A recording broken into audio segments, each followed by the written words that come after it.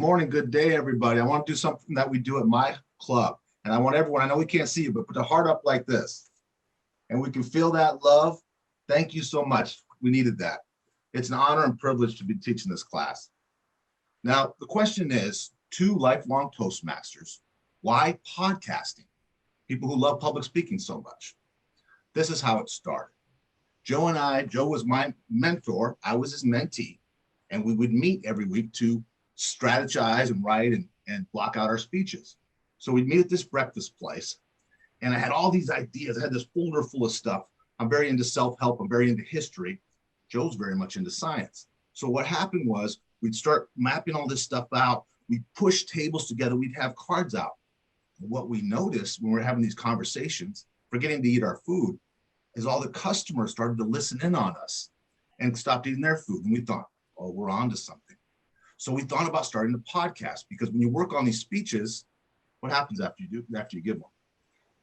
That's a good question. So everybody here in the chat has given a good Toastmaster speech. And at the end of it, you kind of have to ask yourself, what am I doing with this information now? Like whatever you got your speech from, it could be stories about your friends or your kids. It could be something you researched or were interested in, especially things you're passionate about. And do you just kill it when you're done with that speech? Do you just bury it? Do you file it away somewhere? So Todd and I started talking about content cycling, like how we would take our speeches, our best ones, our most proud Toastmaster speeches, and how we would turn that into other usable content and content that can be looked at by other people in the future, basically archiving it. And our first thought, and this was already mentioned in chat, I am so glad this came up already. Somebody mentioned that it's one of the Pathways projects. It's an elective. Doing a podcast is a Toastmasters project. And so we looked into using our speeches, what we had already been doing, and then applying them to a podcast. And maybe someday a book. This is what happened. Our podcast is called The Re-Engineered You. It's a self-awareness podcast. We take history and we take science and we blend them together and we distill self-helpness. So that's why we did it. We want to pass the knowledge on to you. We want to have this to be an interactive meeting. So we're going to start out with. Yeah, let's start out doing that. So we mentioned what we're passionate about and speeches we've given. So we actually want to jump right to sort of not a Q&A, but we just want to talk generally about what people might be interested in podcasting about and how you might be able to wring a bit of that out of Toastmasters and vice versa. Todd, how many speeches have you given based on subject we've researched for the show? All of them? Yeah, all of our speeches. Now, Joe and I have Toastmaster speeches for about 55 years. Yes. If we stop podcasting right now. And the way to pick what subject, we're kind of talk you through this. What we're going to go through in this is we're going to go through the equipment, what's required, the setting deadlines for yourself, and creating content. Now, in creating content, what I like to think of is, does anyone have a 16-year-old that they know who thinks something is so cool? I have a nephew, his name is Tyler, and he thinks these certain kind of cars are so cool. So he shows to me movies on YouTube video after YouTube video, and he doesn't understand that I'm not as interested as that. So we all have those things. So whatever you're so interested in, that's part of you, part of your values, that's what you should podcast about. So we're going to, as we said, questions will come up as we go, and we're going to address those because we want this to be more of a roundtable than a lecture. Joan Miller asked, what exactly is a podcast? It's basically a radio show. When you get together, you start putting together your content, and then you basically record it, and you're doing it for a set amount of time. I believe the Pathways just gives you a couple of minutes. It's like 5 or 10 minutes or something. We do ours for about 50 minutes because we find out we have a lot to share and we can't shut up. So yeah, a podcast is basically a pre-recorded radio show that goes online. There's a lot more editing that goes into it than radio. You get to control a lot of the end product. And we'll talk about the programs we use too, to edit that together and to get it working. Todd, how do you find a podcast host? I'll get a list of that for you. There's a process to that too, is to picking out the which ones, and everything we're going to tell you today. First of all, we want to encourage you because we had zero base knowledge going into this. So we've learned from making mistakes and losing some money. So we promise that all this thing is very affordable. I believe that when there's too much resources, a lot of waste. So we want you to do this on a budget and for it to turn out and sound fantastic. Yes. We are hopefully by the end of this show, you will have a good idea of what to go look for as far as microphones and equipment and how to assemble your content in a way that it sounds professional. We all give speeches, so we know how to make a 7-minute podcast at least, and you can always start there. Now, something I'd suggest for podcast co-hosts, if you are going to host it yourself, look for someone that shares similar passions, but more than that, find someone who is as motivated as you are. If you like to take things slow and you're okay putting out a podcast every couple of weeks or once a month or just the one time for your project, that's perfectly fine. Or if you're like me and you're a crazy person and you want to put out a 50-minute episode every week, you find somebody as motivated as Todd. Well, Joe and I, we joke that we're opposites. On the show, we say I'm the extrovert and he's the introvert. And that's really how we are personalities. And so we use that. We found in each other that was we have a real mutual, even though we're so different, we have a mutual respect for one another. And we also have a competitiveness against and for each other. But now we're working on the same cause of show. So if you're looking for a partner, take your time and find someone who at least they don't have to be just like you, but they have to have maybe some skills that complement skills you have. So you can kind of help each other out. He's the more technical person. And I'm not sure what I do, but he does. But I help with all the social media stuff. I do our web page. I hired all our vendors and all that kind of stuff. And you'll also find out when we open up our episode doc, he also has all the ideas for the episodes. I just help assemble them into something that looks like a narrative. We have 2 people asking about videos. Oh, by the way, if you have questions, I know their screens are all blacked out and everyone's muted. Type them into chat if you have questions, and we will sort of address them as we go. And one other thing too, we talked about having a partner. It isn't necessary to have a partner. There are a lot of you just interviewing guests, and that's been popular for years. So you can be Oprah or Dr. Phil and have a show and just interview authors. I know some authors out there, Sheila Chance. And you can have people on your show. We can show you how to do that too, how to actually get guests. I have a link for that. So we had a couple people mention videos. Can you do video podcasts, and how does video fit into podcasts? And then somebody else mentioned death by 1,000 TikToks. I love that. Talking about their daughter watching videos. For video podcasts, basically you do the same process we're going to talk about, which is putting 2 mics on the table and going at it. But you can turn a video camera on and record you doing it if you want. A lot of those go up on YouTube. There's a couple of really popular ones, like the Joe Rogan podcast. I think everybody in the world apparently watches that. But they get to actually see you interact with each other in real time if you do that. Todd and I have not been recording video podcasts, mostly because we look like we haven't slept in weeks whenever we record. But it is very popular. You can totally load those onto YouTube. How many hours does it take to make each individual episode, the full planning and process? Let me embarrass us, please. Let me take this one. Okay, please. For our first few shows, we consider ourselves relatively bright. We're not geniuses, but we're pretty smart guys. To do only a 25-minute show took us 4 hours. But let me tell you that story. We went to my place. We got all this stuff. We were all excited. Had to go buy a new computer. We had all these things. Just things kept going wrong. And we couldn't get the audio to work. You know what Joe and I did? We had a script out and a structure out. We sat and did a fake play like kids would do. We did a play radio show.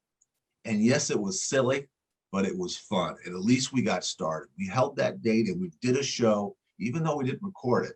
And then we came back and we gained some confidence and we learned some things and we moved on from there.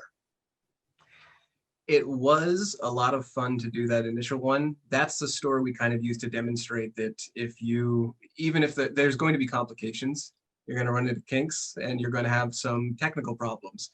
But it's really good to sort of just practice and work through it like a speech. The more practice you get, the quicker you'll be at it. So our initial recordings were 4 hours. We actually did one today before our presentation here. I think it took us a couple of hours, but it was a much longer episode too. In the beginning, you're going to be making wholesale changes. You want to improve your sound quality. You want to sound like your best self. But as you get going, your content gets better. You get more reps. You get more comfortable. Then it's micro changes. Then we're starting. I mean, as Toastmasters, anytime we hear an O or ah or anything, we cringe, you know, because we're used to that. Somebody has asked, blog posts. Do our podcasts lead to blog posts? Oh, let me look at that real quick. Which leads to social content. We actually base our blog posts on episode descriptions. We post an episode description with each episode, and then we usually copy that over. And well, now we have somebody who is they do a write-up of it, right? That's right. So how it goes is you have the post, which is your podcast, which is an audio file. And then what we do, if you go to the Re-Engineered You and look us up, you'll see how we do it. There's that page, and so you can go and listen to the episode right off of our webpage.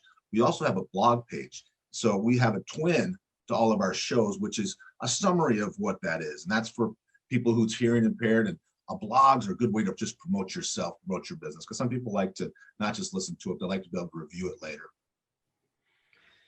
We had somebody asked about, can you do LinkedIn Live as a podcast? I don't know. I'm not sure what LinkedIn Live is. I think it is actually a service. It's like, what is it, Facebook groups or the memes where you live record? It's just like a YouTube video or an Instagram video. Somebody else also asked if a typical podcast is scripted.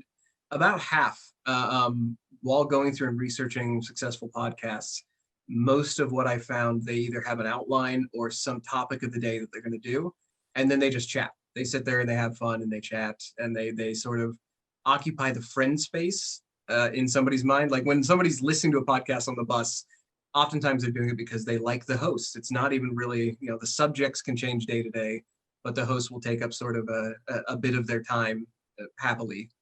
Ours is very scripted. I write out the episodes, and because there's so much science and history and we don't want to be wrong 90% of the time, we stick to the script. But that's just because I have a largesse of time that I can spend on that. We've had I'll speak for Joe on this. We have learned so much doing this self-awareness podcast. We've learned so much stuff about history and science. And I think it's made us at least more confident in our day-to-day affairs. Somebody suggested largesse be the word of the day, so I'm okay with that. What is the word? Largesse. A richness of, or a wealth of. Okay. So I want to talk a little bit too about recording equipment. We're going to spend a lot of time on Q&A, like I said. And again, we joked at the beginning, if you guys have ideas for podcasts, we'll steal them. No, I'm kidding. But passion. The thing is, when you do a podcast, unless you're doing just a couple, you're going to want to pick something that is either an umbrella idea, so like a theme for your total podcast, and you can just keep putting out things you're passionate about.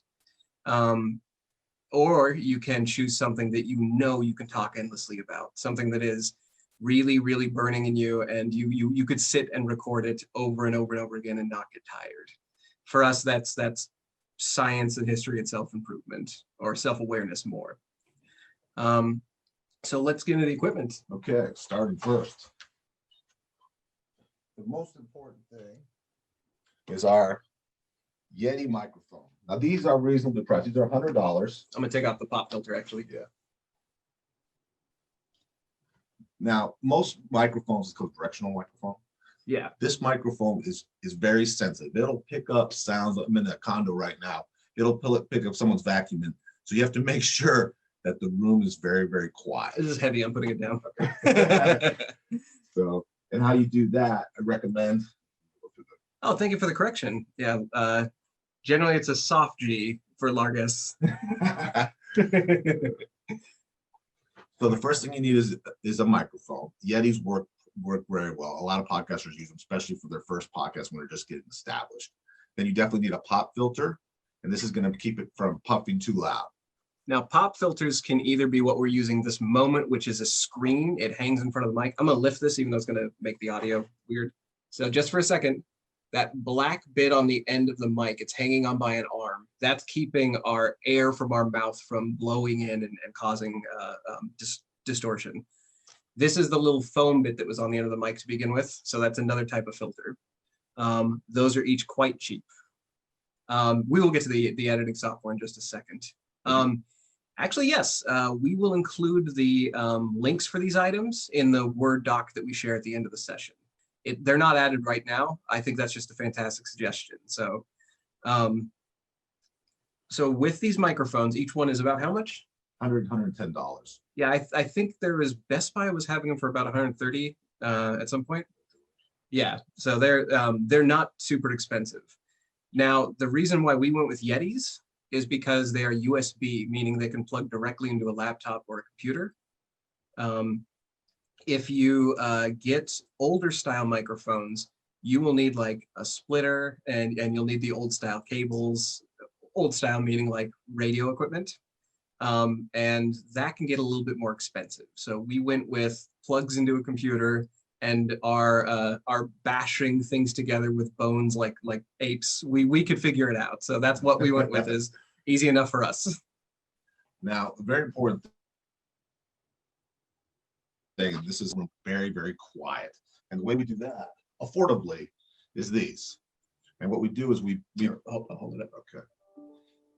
These are acoustic foam panels, and you can buy these in bulk.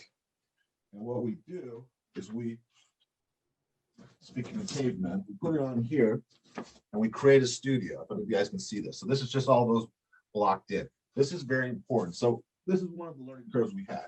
Now those foam panels, that's extruded polystyrene, also known as that pink insulation foam they nail to the sides of buildings. It is dirt cheap, as are these foam panels. If you just surround your room with those, it will basically be like having a sound studio. Another trick, you can do your recordings in a closet full of clothing. If you can't afford this equipment, which it's not too pricey. But we usually like big open rooms as humans.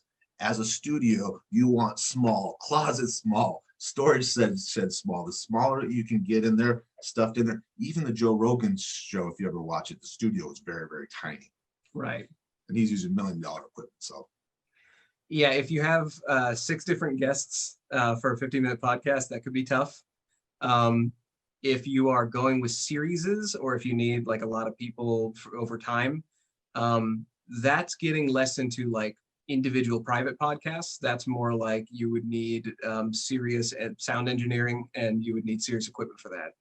Because if you have multiple Yeti mics set up on a table, you will get some echo between them. yeah, and one good part about interviewing guests is once you get interviewed, you get a structure for them. You want to kind of take the lead. Interviewing people is a skill in itself. But what you do is you also get all of their fans. You get all their Facebook friends. If they have a following, if they've written a book, they probably have a following. So when you interview them, you're going to get a lot of their fans. Yeah, somebody just mentioned NPR folks recording closets too. Totally.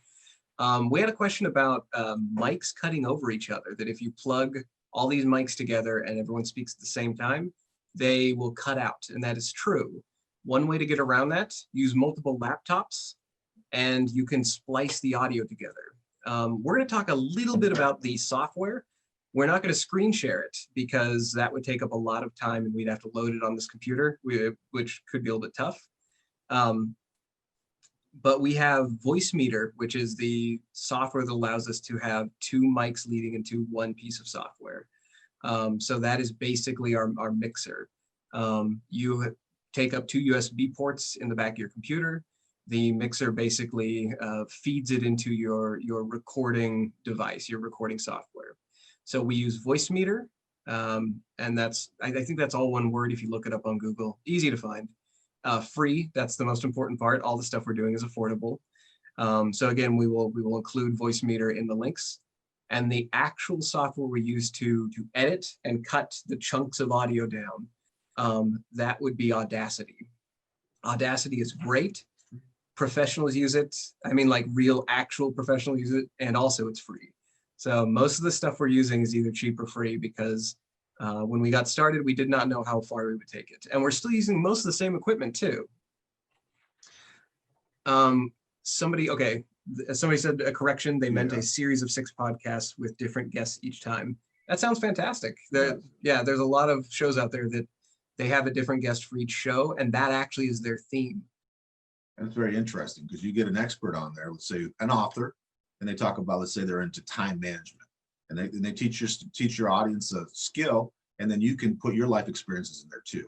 And that's what we want. I want it to be a real good quality show for the listener. Right. Something else you might think of, start with one mic, and you can also have people Skype in, and you can record their Skype part, and you can blend it together in the audio cutting software, the Audacity.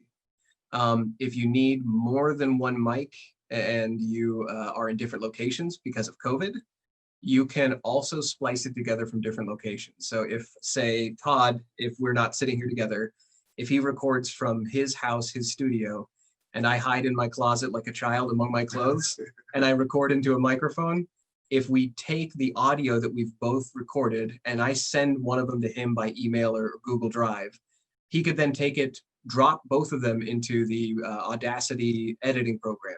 And then he could like link, like it would be aligning them. And then once they're aligned, they would play together. So you would actually hear it as if it was coming from one audio, if you do it correctly.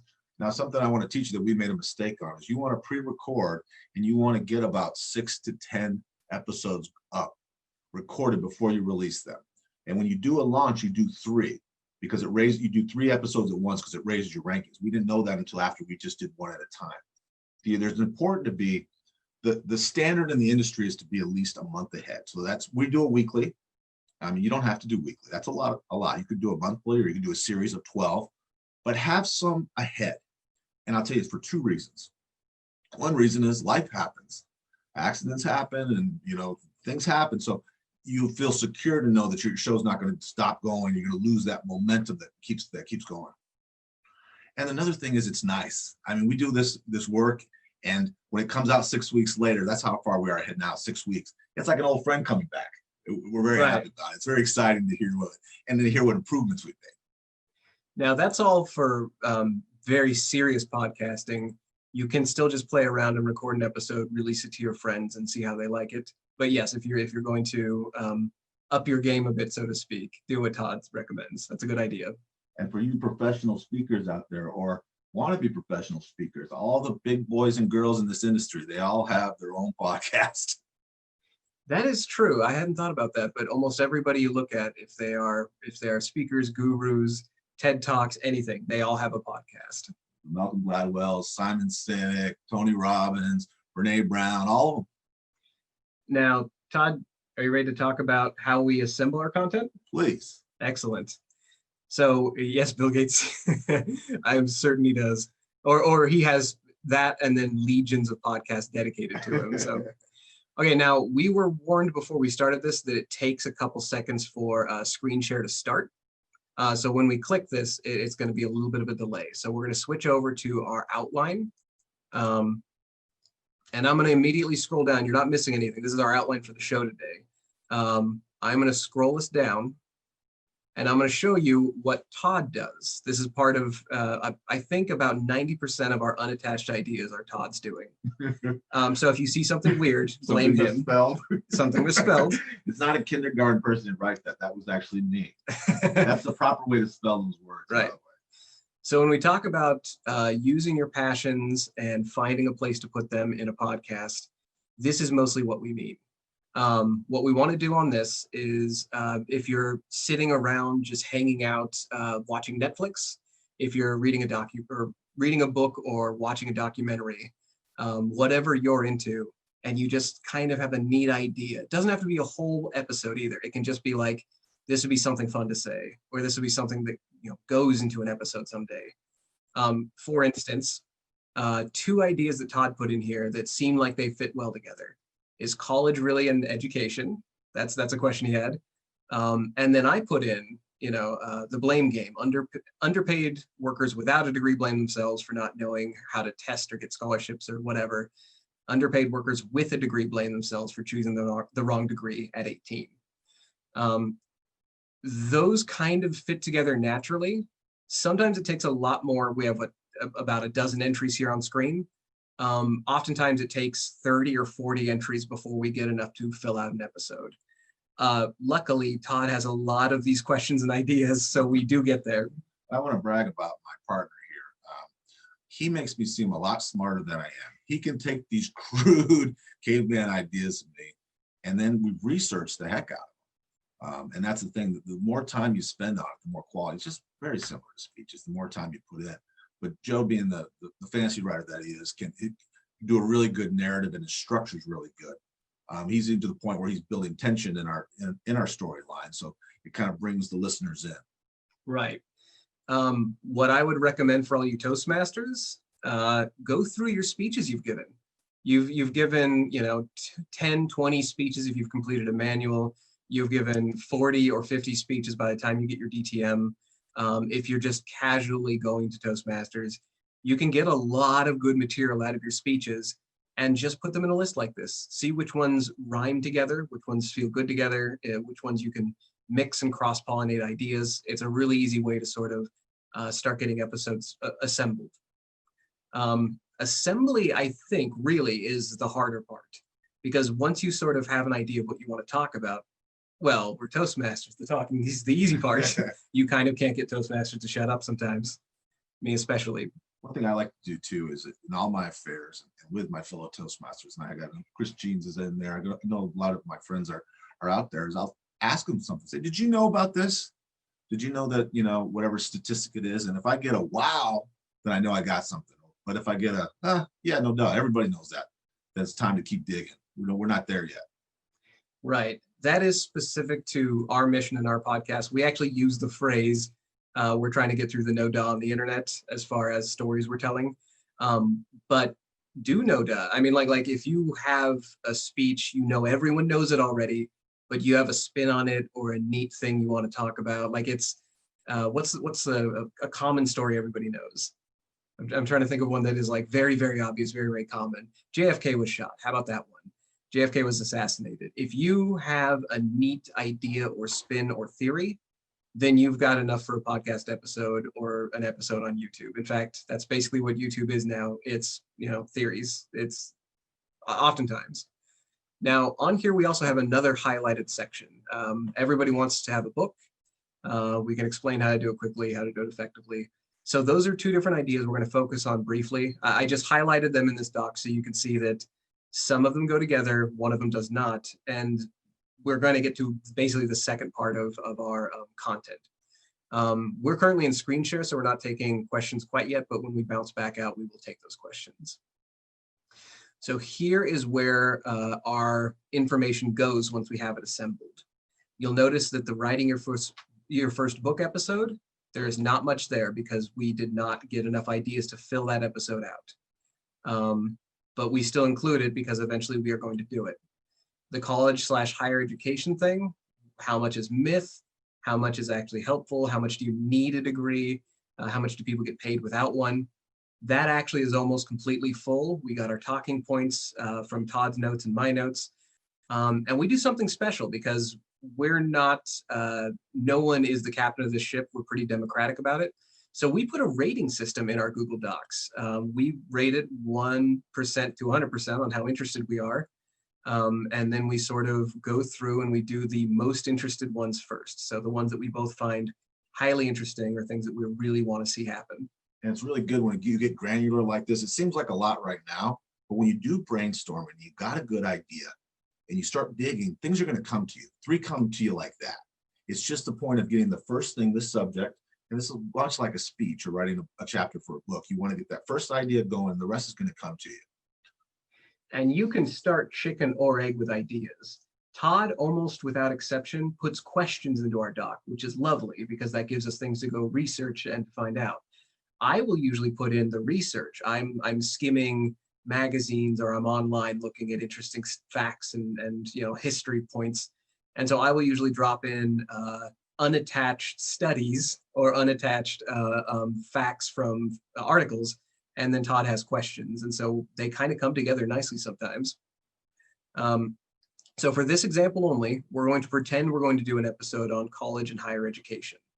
So the theme is college really an education, or does it mint resumes for the middle class is kind of what we put up here. Our interest level, you'll see it highlighted here. Not only did we have most of the points ready to drop in here, just from our unattached ideas, we also rated it higher. It was 70% for me and 80% for Todd. This is not made up, by the way. This is actually copied from our docs. So this is one that we're going to be making.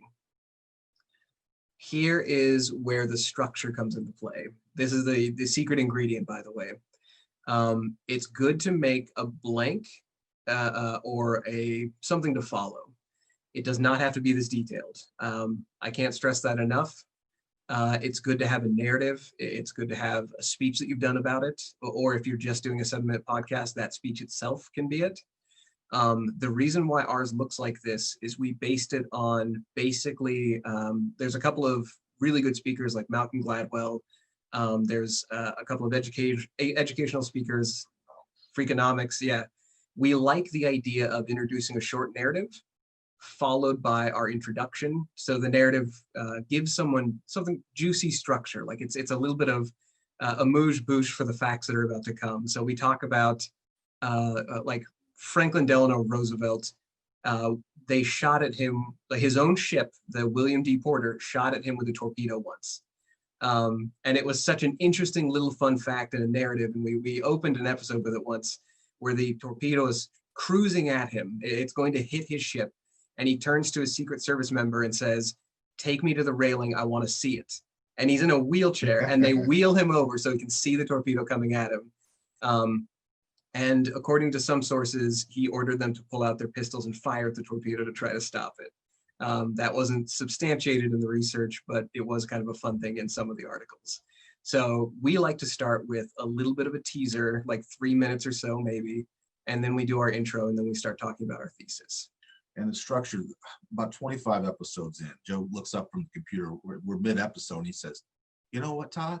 We haven't rambled once." And we owe that to the structure. It's okay to say your views and everything, but you want to stay on point, just like a speech. You don't want to go off and have it hard for people to follow. A simple structure will make it easier for your listeners to digest it. Right.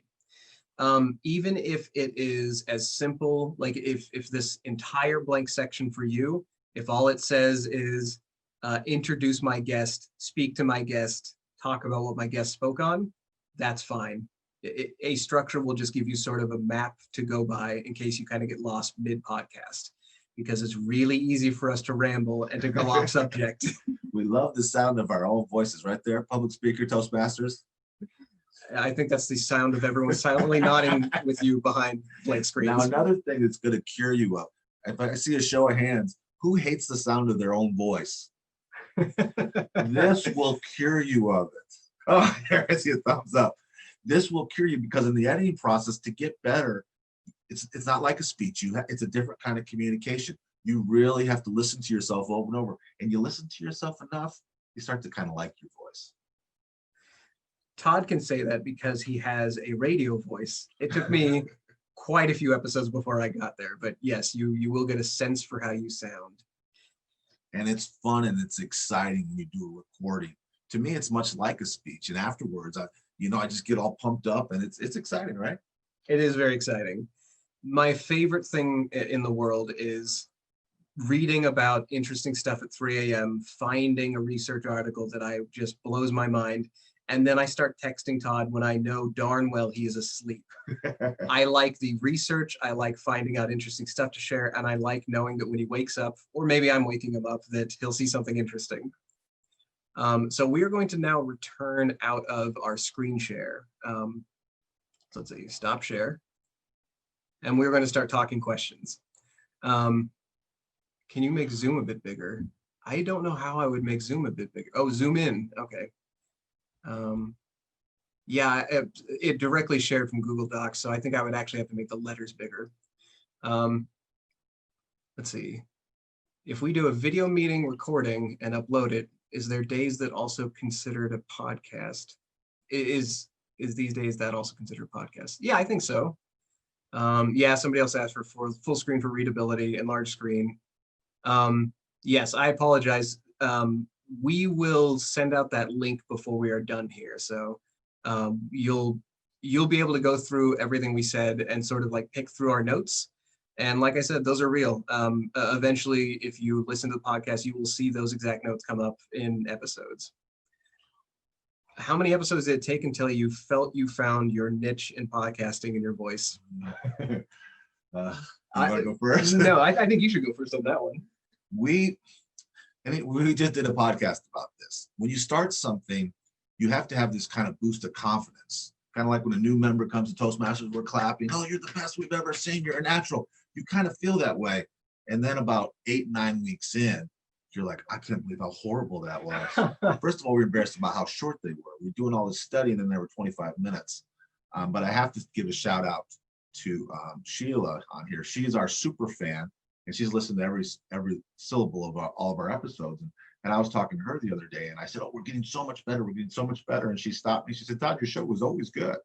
You always talk about something different. You guys are always prepared, and it's interesting. And it's well researched." So the lesson in that, I feel like we really hit our stride at 20 shows, and neither one of us are very prideful people, but we both finally just looked at each other, and because we've gotten it's so much work, it's so rewarding. We finally did this is something we're proud of. This is something we want people to hear. I think that's about right. I think it was close to around 20, maybe our intelligence episode, where I was listening to it, listening critically. I love Toastmasters for how much it's taught me about evaluation and good listening. And I had my critical ear open, and I was listening to an episode, and I thought, okay, this is actually good. I couldn't pick out something wrong immediately while I was listening. So you do have to do it for a while, and it will take a bit of accepting any flaws that you hear afterward. You'll always feel good when you record it, and you'll feel good for weeks after too. It's so much fun to actually have it up and running, and to know that you've done a good job, that you researched it if that's your thing, or that you made those interesting quips or jokes while you were recording. It's nice to have your life archived too, and you can pull up your website and you see all your podcasts. And a lot of times we'll do dedications to people who brought these ideas to us, and talk about people in our life that we can thank for things. So it's been a journal for us too. That's one of the best things. Grab a fellow Toastmaster to start a podcast with, because it gives you something to do instead of sitting around and staring at each other.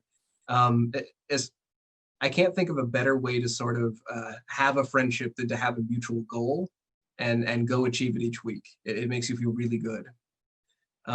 Somebody asked how we market our podcast. Todd, could you take that one? Yes, I'm the marketing manager. And we're doing right now, we're doing ads on LinkedIn, because we've found a certain amount of people, which is our demographic, people that seem to really love our show, seems to be very educated professionals between 30 and 50, in that range. And they seem to really I think it's because they're similar to the Malcolm Gladwell, some of the NPR stuff that appeals to that. The best thing is, and I have gotten a lot of support from Toastmasters of telling people about my show, and it's great. Instagram's big, Facebook's big, but and LinkedIn, so all the social media platforms, and of course the old word of mouth. I made up some business cards, and if anybody talks to me or looks at me for more than 5 or 6 seconds, I'm going to talk about my favorite subject, which is, guess what? The re-engineered Jew. And so they're limited. There's also opportunities, and I'll send you a link to that too, is to be a radio guest list. So if you have a podcast, you go on other people's podcasts. So of course, all their listeners, you will get their listeners too. And there's all these, hundreds of thousands of podcasts who need guests, and they love to have fellow podcasters on. Todd, can we delete episodes once they're published? Somebody asked that.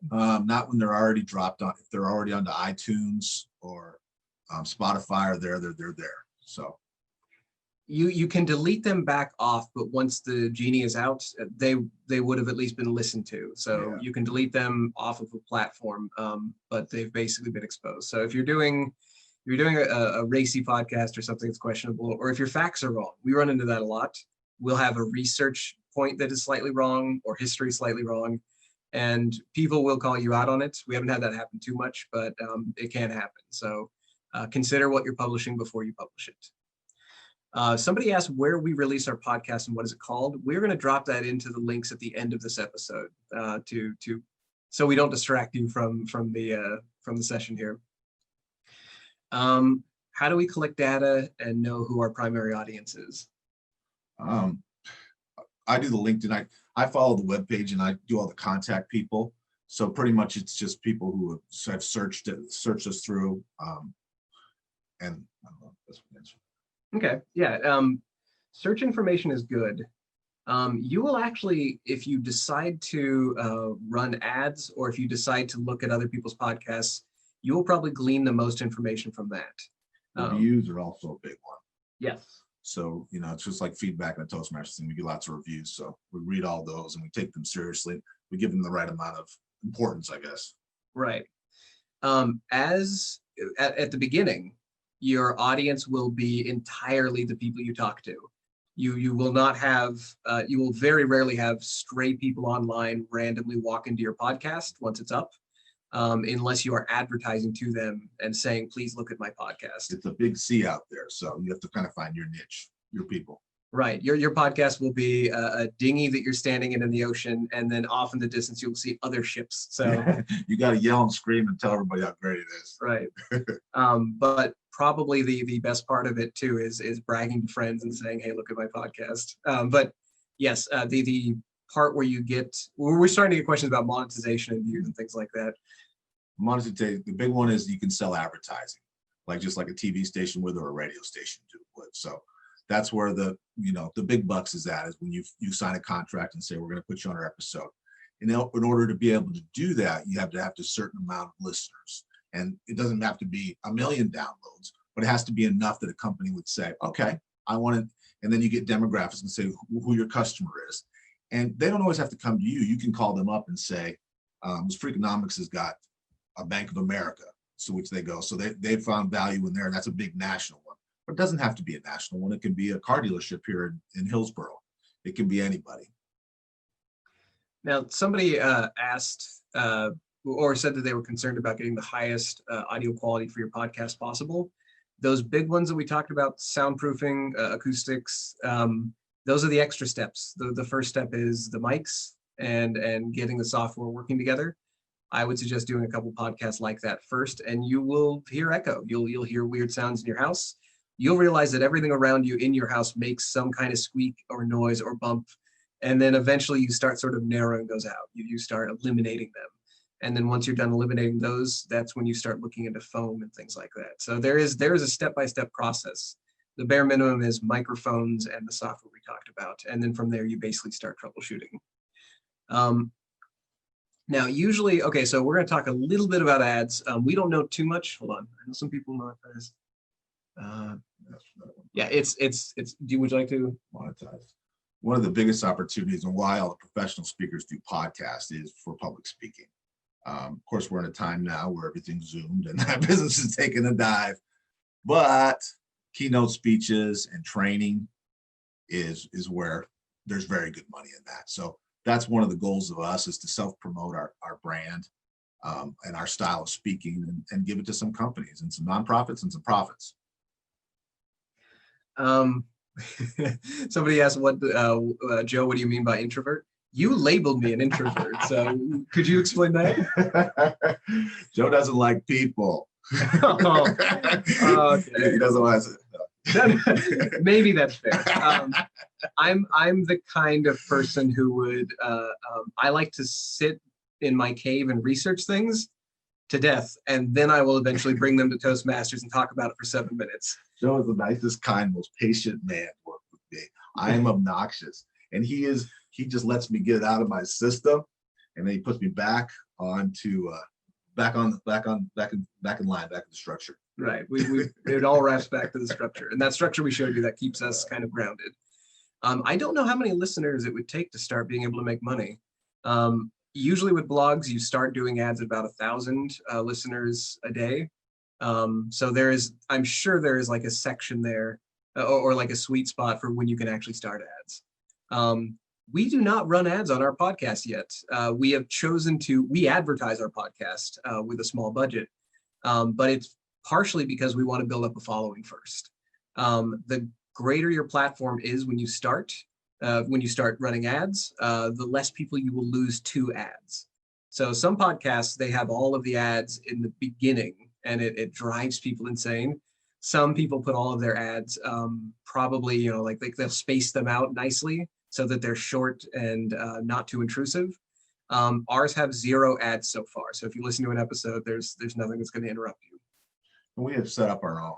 The real nice thing about podcasting is if you interview guests, or if you work with a partner, or if you just do your own show and just teach something, that's fine too.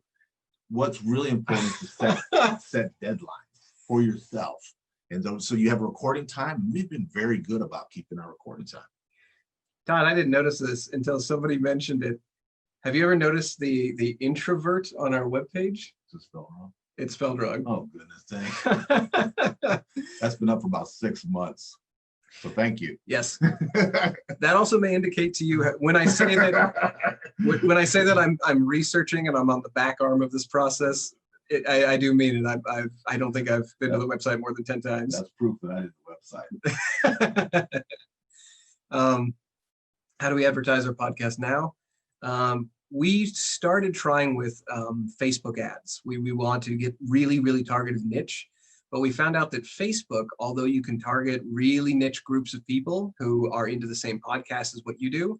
Oh, this also came up. Somebody asked how we find out whether podcasts are like ours. Facebook is really good at that. People voluntarily enter information into Facebook, like what they're interested in, what they liked, who they like listening to. They know more about you than you know about yourself, I promise. Right. Yeah, it can get real. And when it gets real niche, you can find people that like podcasts, who like self-help, who are in Toastmasters, who live in Beaverton, Oregon. I mean, it gets down to their age and what kind of car they drive. I mean, it gets really, really specific. Right. What we advertise on is LinkedIn. And that's partially because LinkedIn is kind of full of a lot of people who are interested in this kind of stuff we're doing, self-help. A lot of people on LinkedIn are looking to improve and to get that Maslow's hierarchy of needs. They're going for self-actualization. So that kind of is our niche anyway. So we just sort of advertise there. No, we did not advertise. Actually, let me rephrase that. Yeah, that is a really good question. So Paul, okay, I want to quote this just because it's funny. The difference between an introvert engineer and an extrovert engineer is that the extrovert looks at your shoes when he is talking. That's fantastic. Before launching the podcast, do we advertise it beforehand on social media? Todd, did you advertise us before we launched? No, I didn't. I waited until we had something for them to look at. But I post and I bug my friends to share and I beg my friends to listen to them. So you really you want to just toot your own horn a little bit. I very shyly told my friends and family that I was on a podcast, and then I asked them if they wanted to listen to it at some point. You got to be careful because you say some personal things and I've already gotten in trouble with some friends and family on things I said that. It might have been a little too honest and put it that way. I've had the same thing happen. My aunt has come back to me after a podcast and she says, "You said that our family was critical to everyone listening." That was fun. Thank you, PJ. We have about 10 minutes remaining, as he put in the chat. Something I would like to do is just a short exercise. We're going to kind of pretend that we're making a new podcast, that it's not the Re-Engineered You, that we're just going to make one based on our Toastmaster experiences. So if you, Todd, were starting brand new, we don't have that template we looked at. We haven't done any podcasting whatsoever. We don't have the experiences we have yet. What is a subject from your speeches or your experiences with other people Toastmasters that you would start for an episode? I'm just very much into self-help and biographies. So I would kind of take what I like to look at for ideas, which is just genuine interest in me. We recorded a show this morning, and it's about Motown. And what it is about how competitiveness, how you can create positive competitiveness and how you can grow from that. So I would take that message, and then what I would do is I would tell the story of Motown and how they did that, how they sharpened their saws working together, getting all these great bands to play together and these great musicians. And then I would do something from my own life and why that relates to me. Because if something really speaks to you or resonates with you, you've got an interest in because you probably had some experience like that. And then just try to have, much like speeches, some kind of takeaway. And the takeaway is for the listener, but takeaway is also for me. Say, I'm going to use this and I'm going to motivate me. I'm going to be aware of this. I think for me, I like that a lot because I think everybody on this podcast or on this call right now, they have interests outside of Toastmasters they bring back to Toastmasters. That's something I've noticed is that usually when people give speeches, it is very often about their experience and what they've been going through lately and what they're doing. I think something would be very easy for everyone to try if they want to start a podcast, but they're iffy on content, is what have you done at Toastmasters to overcome fear of public speaking? In fact, if you would like to, raise your thumbs up button in your chat window if you know that Toastmasters has a podcast, the official Toastmasters podcast. Yeah, I'm gonna put it on grid mode so we can see people raising their thumbs. Okay, we have a couple people. Now for the 3 or 4 people that raise their thumbs, thank you, Lana. Have you listened to an episode? We're going to get a couple less hands or thumbs. Okay, that's fine. Also, if you didn't know, you can enter the chat if you want. I know where he's going with this. Right. So if you are wondering what to do for the Pathways project, or if you are wondering what you want to podcast about, I would challenge you for a default or for a test just to see if you're comfortable doing it. Try recording, talking about your first time public speaking or your time giving a icebreaker speech, because that you innately will have the structure for. You won't have to use our template for a structure. You won't have to think or listen to other podcasts to figure that one out. You'll basically just be able to express yourself and what you felt and how many butterflies you had in your stomach. And everybody has a very interesting first time public speaking story. Yeah, we did an episode on public speaking, kind of dedicated to Toastmasters. We did it. That was one of our points, and I knew about the Dale Carnegie thing, so we did one of our bullet points was Toastmasters experience. Other one was Dale Carnegie. Our narrative we opened up with was Gandhi. Was actually afraid of public speaking, but how he got through it was being so passionate about his cause. So if he wouldn't have been public speaking, he may not have changed the world. So it's a great place to start. The real reason you want to do something you're passionate about is for obvious reasons. Is because it's sustainable. It's going to hold your interest. Something that you're just a little crazy about. Something you just think is so cool. Absolutely. Somebody in chat said passion is the key. Thank you, Joe. Yeah, no, it totally is. Was your podcast a side hustle when you first started? What about now? We don't run ads at this moment, so it's not really a side hustle even. It's us doing it because we can't stop ourselves. We're addicted to this thing now. A political podcast, that'd be good. Yes, in the current climate, I think there might be some oversaturation. This actually leads to a really good point, and I think we just have a bit of enough time for it. PJ said 10 minutes at 20, so do we have to cut it 5 minutes shorter than that? Yeah, PJ, if you know if we're cutting it 25 after, let me know. No, you're good. Yeah, it's 25, but we're good till 30. Okay, excellent. So what I have read about podcasts, before we started the Reengineered You, we actually looked into the market a bit. And we looked for how to make ourselves stand out. For us, what we found out was a lot of self-help and a lot of self-awareness is done by people who are, they're either very, very narrow researchers and they have basically one message, or they are self-help in a very guru way where it's all basically holistic. Our approach was we're just going to research things to week by week and find out what we can do to help people and ourselves. For politics, what you mentioned, find a niche. Find something that a unique spin or a unique take that only you guys are going to approach. Because if you just go on and say, I have a political platform and I feel very strongly about it, you will get drowned out by the market. If you go on and say, I'm coming from a very unique angle, my profession is this, and I think something very strongly that not a lot of other people have explored, then you're going to get listeners. That's when you actually get sort of a niche or a smaller market. I had a question about how many listeners we have now. We started out with about 1 or 2 new downloads a week. At our current pace now, this last month since we started doing the ads, people kind of in podcasting don't give you a lot of downloads until you get over a certain amount of episodes. That both of us as podcast listeners, you don't really want to invest your time if they don't have a book of stuff you can listen to. But lately, this last month, we're getting about 100 downloads a day from our website, and that's not including Spotify, Apple, Twitter, which have our Apple, Twitter, Spotify, Apple, TuneIn, all other platforms. So we're gaining a lot of momentum. We're gaining very, very fast.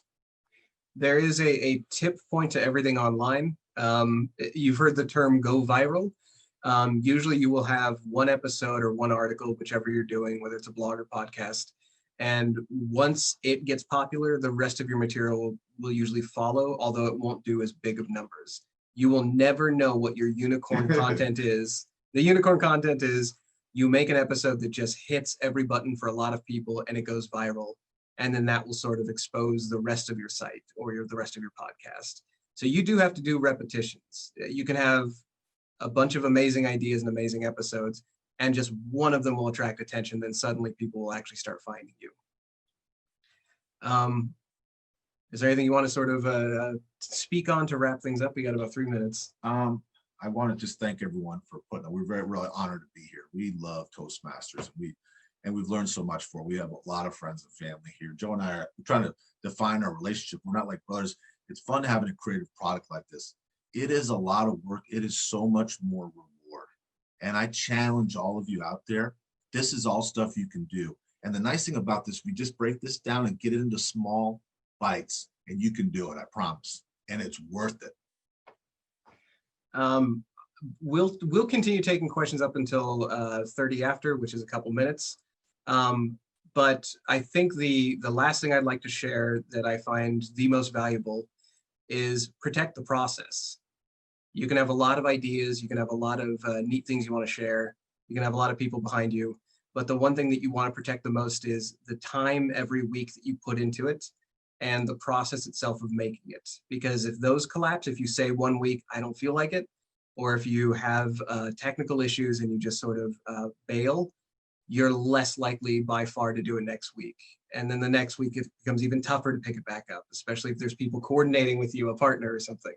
So protect that process. Everything else, the equipment, the audio, your writing, it will all improve with time. The process is the one thing that you can drop and accidentally never pick up again.